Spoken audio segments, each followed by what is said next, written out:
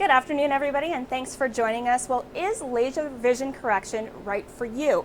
If it's a question you've asked yourself before, we're going to get some answers today about LASIK and some other similar processes. So I'm Kayla Thomas, and I'm joined here today at the Thompson Eye Institute by Dr. Ron Krueger. Thank you for being here. Thank you, Kayla. Yeah, so we'll launch into some questions here in just a few seconds. Just a reminder, this is a live chat. It's for informational purposes only. So if you have any questions specific to your health, you want to direct those towards your primary care provider.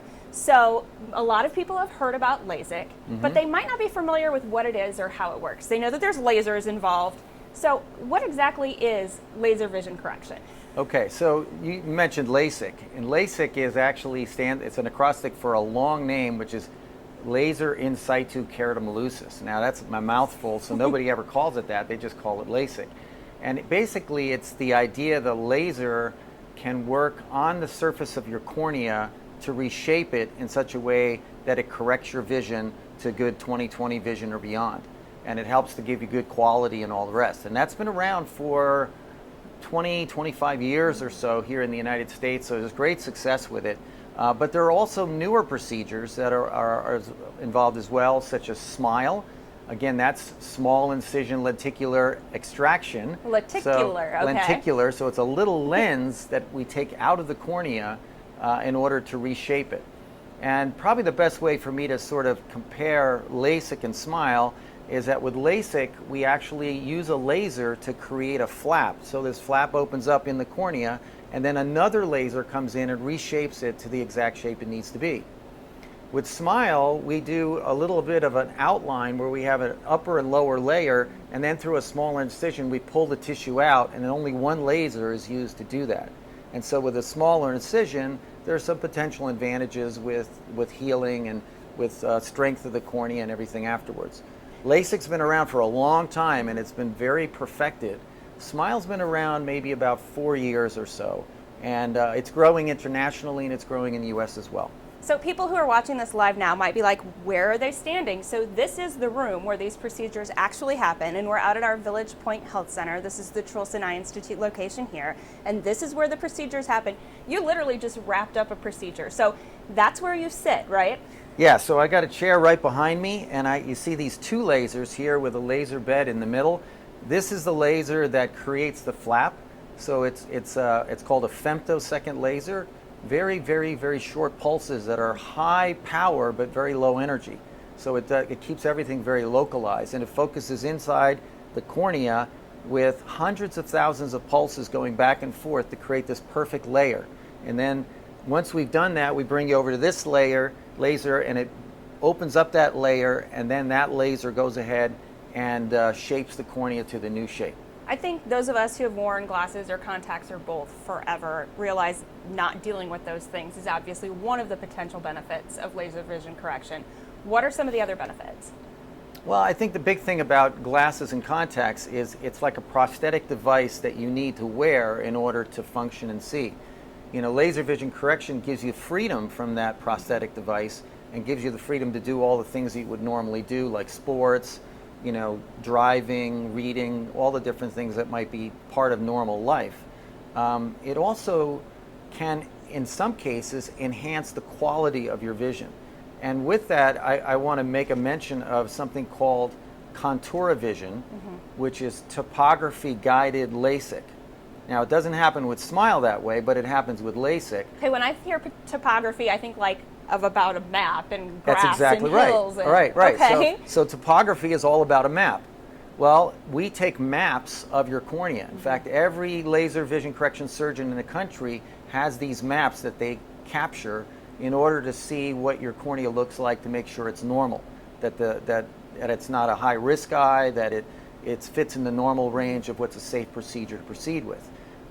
We happen to do that and also take that information, download it into the laser, and it customizes your surgery to come up with a perfectly uniform shape that takes care of all the small irregularities that each individual person has.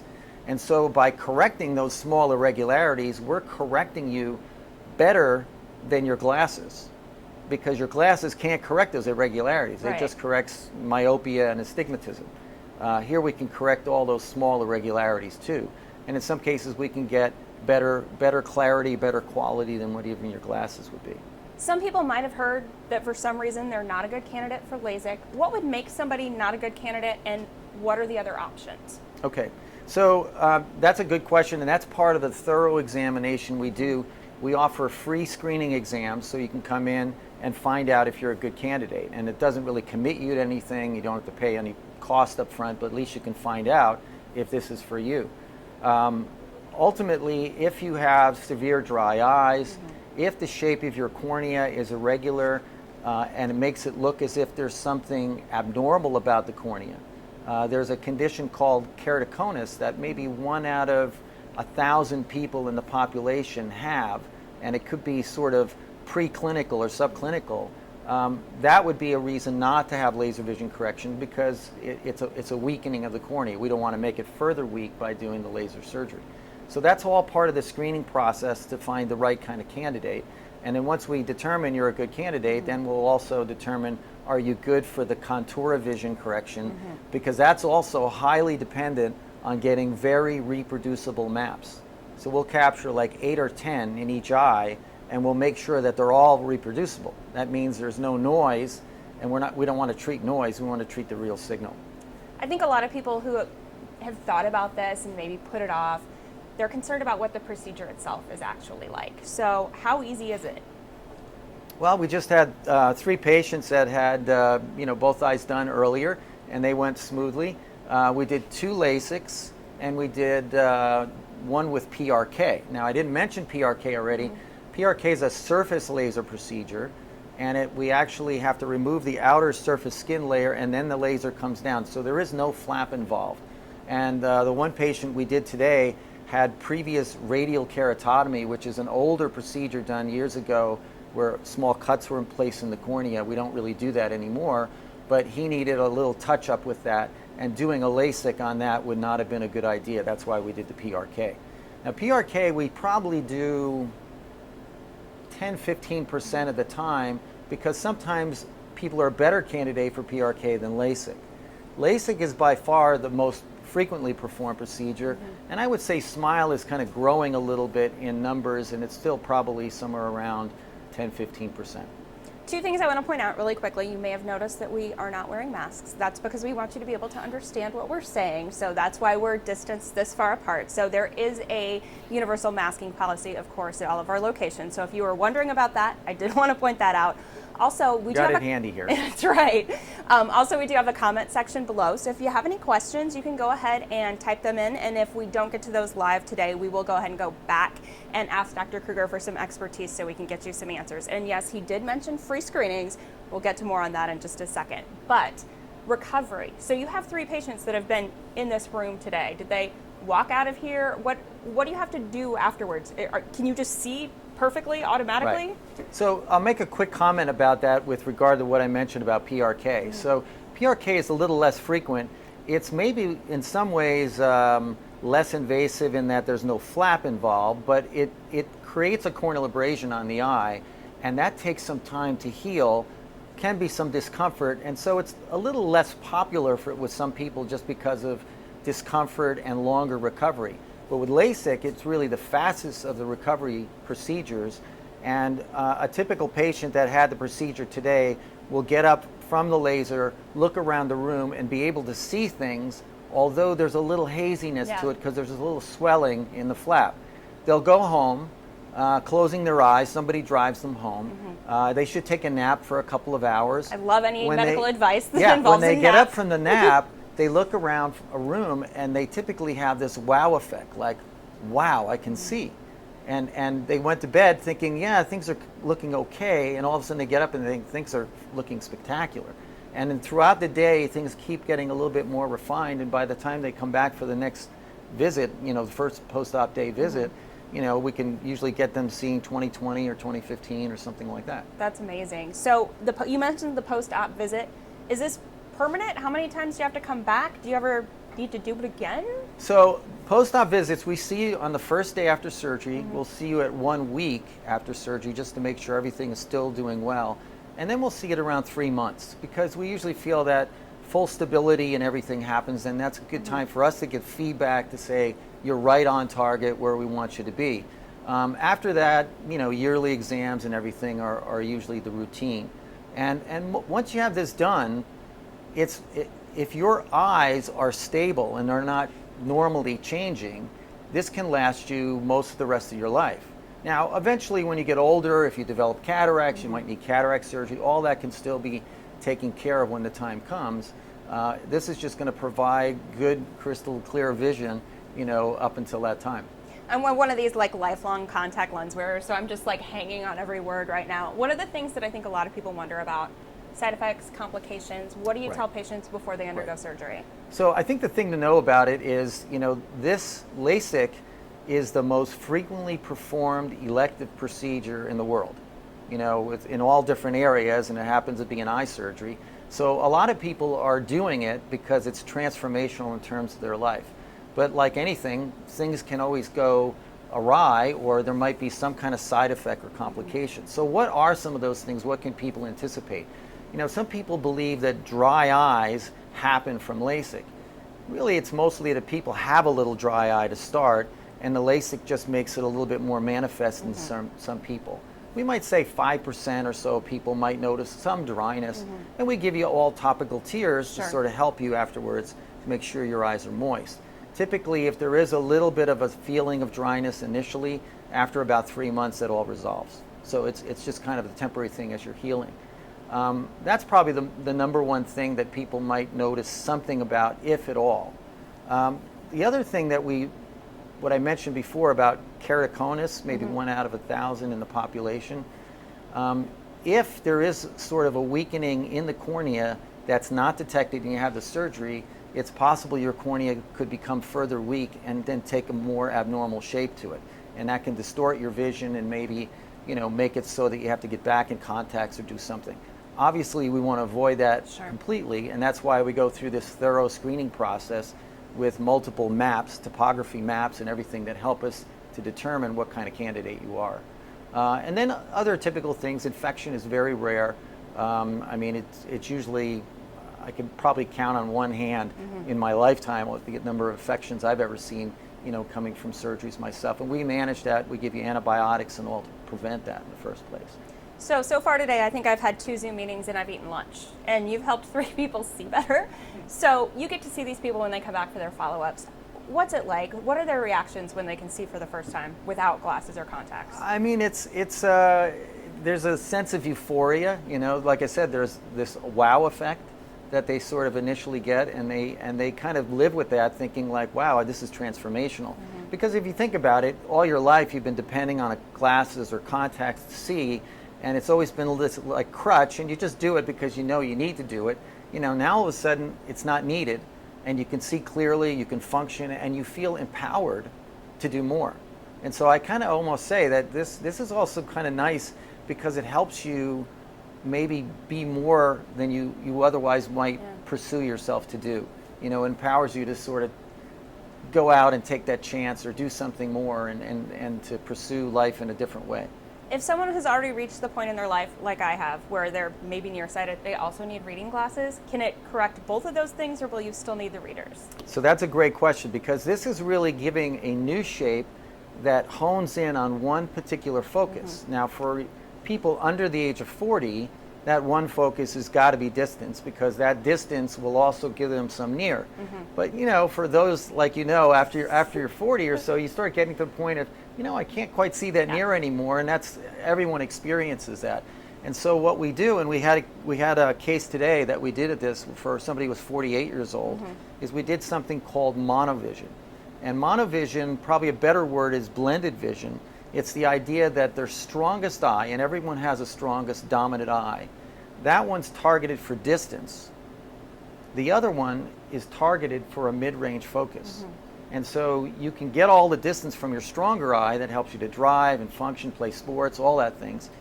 And the other eye, the non-dominant eye, helps you to keep reading and seeing computers. And this way you can have the range of both distance and near type vision with both your eyes working together. And a lot of people think like, oh, I don't know if I'd like that, because all my life, I've always had both my eyes working together. Well, they're still working together because they're in a range where they kind of sort of support each other. Yeah. But that difference between gives you that additional range to see without making it awkward so that you can't adapt. It sounds like superhero vision to me. I'm kind of into it. Yeah. So I've mentioned the name Trulson Eye Institute a couple times. People are probably familiar with Nebraska Medicine, UNMC. The Trulson name might not be familiar. So what is Trulson Eye Institute all about? So Trulson Eye Institute is a new fully committed eye institute that's part of the University of Nebraska campus in Nebraska Medicine. And Stanley Trulson is an ophthalmologist who practiced here in Omaha for many years. In fact, he's very well known around the country. He's served on many national committees and gotten awards in different areas.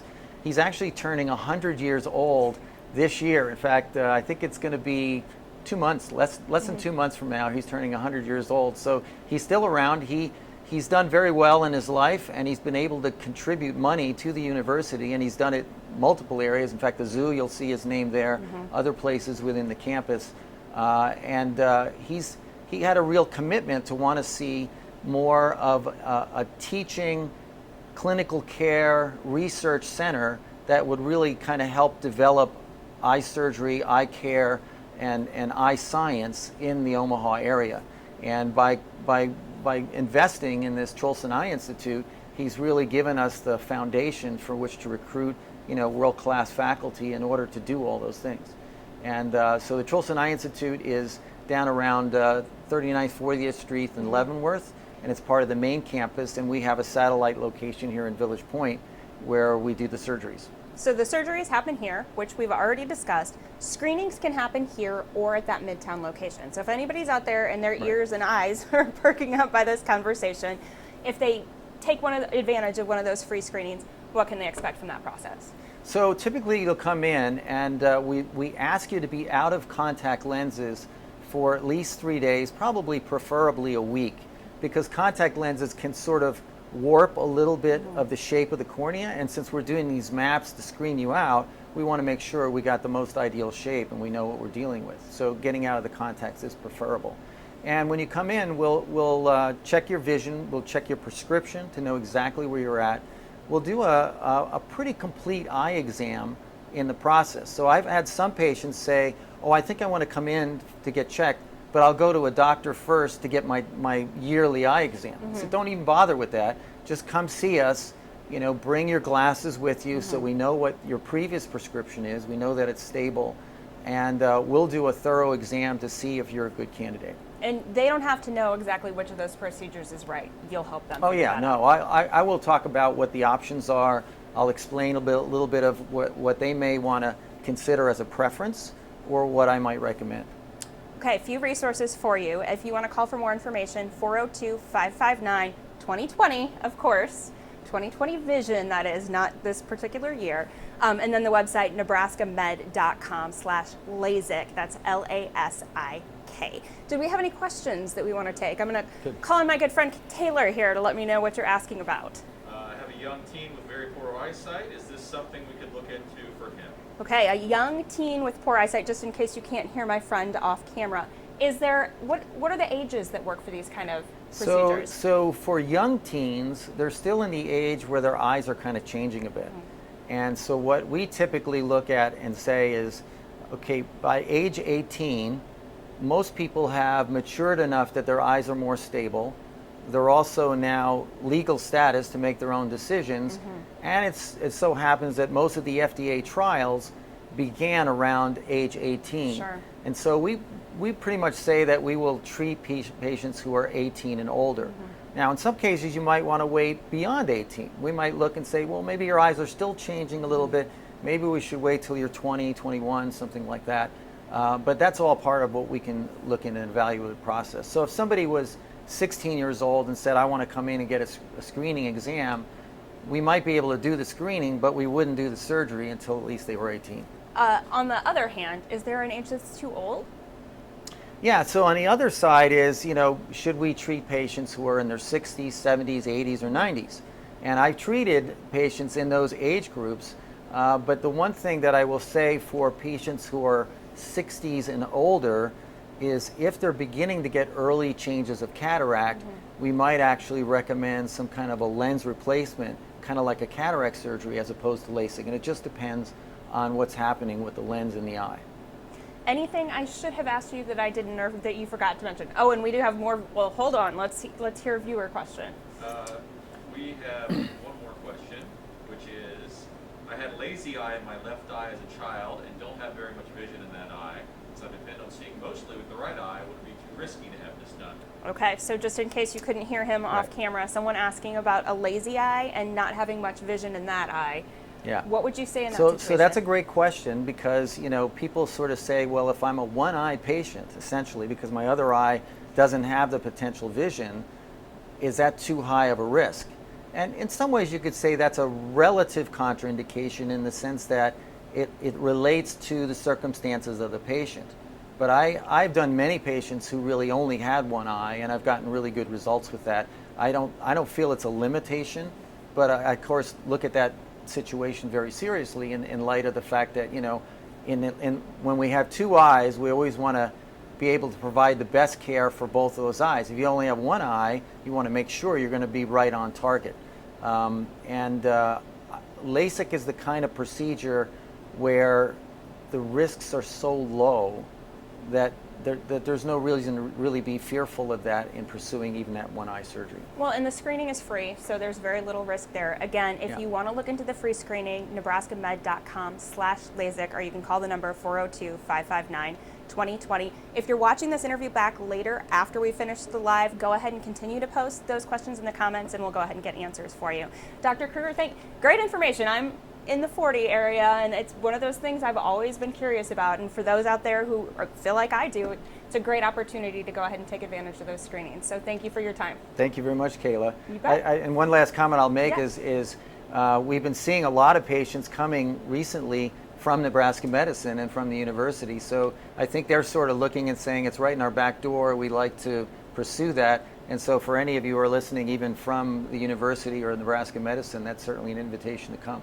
All right, sounds good. I'm definitely interested in finding out more. So thank you, and thanks to all of you for watching. Have a great